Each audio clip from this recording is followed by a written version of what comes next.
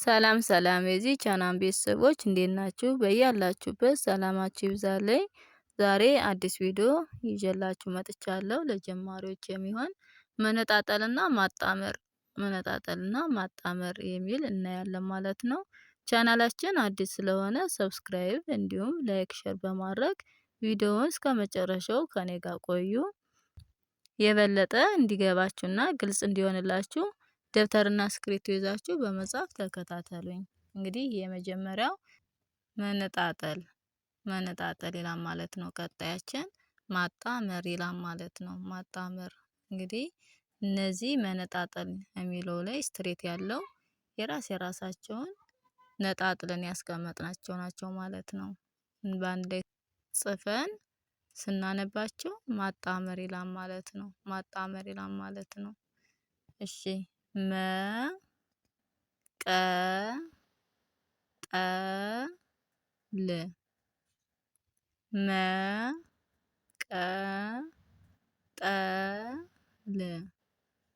ይሄ ተነጣጥሎ ሲቀመጥ ማለት ነው።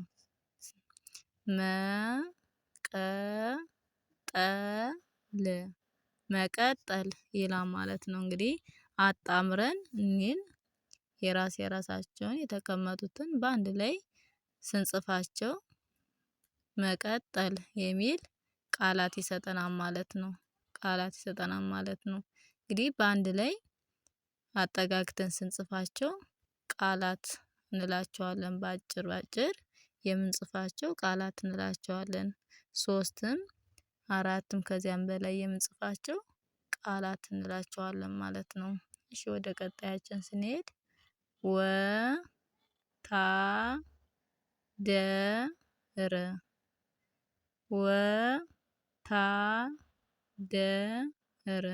እንግዲህ እነዚህ የተነጣጠሉት ናቸው ማለት ነው። በአንድ ላይ ስንጽፋቸው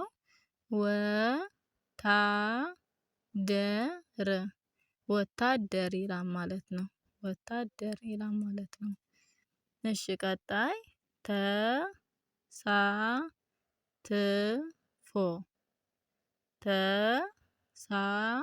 ተሳትፎ እንግዲህ አጣምረን ስናነባቸው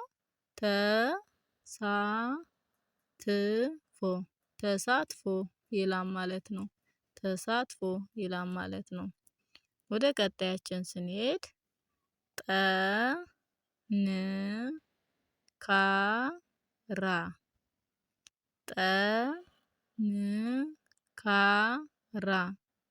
ይላል። እንግዲህ በአንድ ላይ አጣምረን ስናነባቸው ጠንካራ ይላል ማለት ነው። ጠንካራ ይላል ማለት ነው። እሺ ወደ ቀጣይ እንሄድ። መነጣጠል ላይ ዘመናት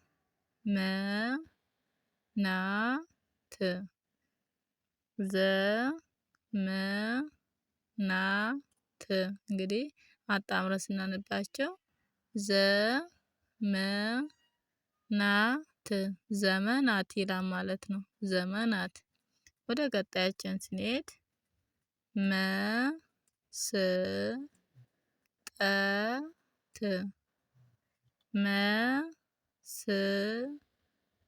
መስጠት እንግዲህ አጣምረን ስናነባቸው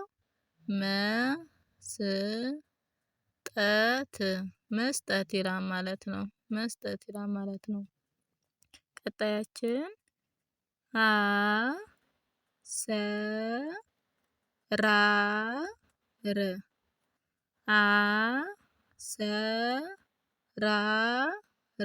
በአንድ ላይ ስናነባቸው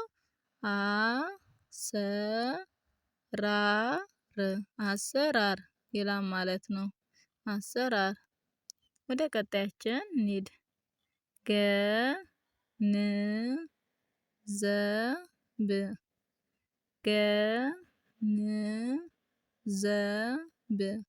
በአንድ ላይ ስናጣምራቸው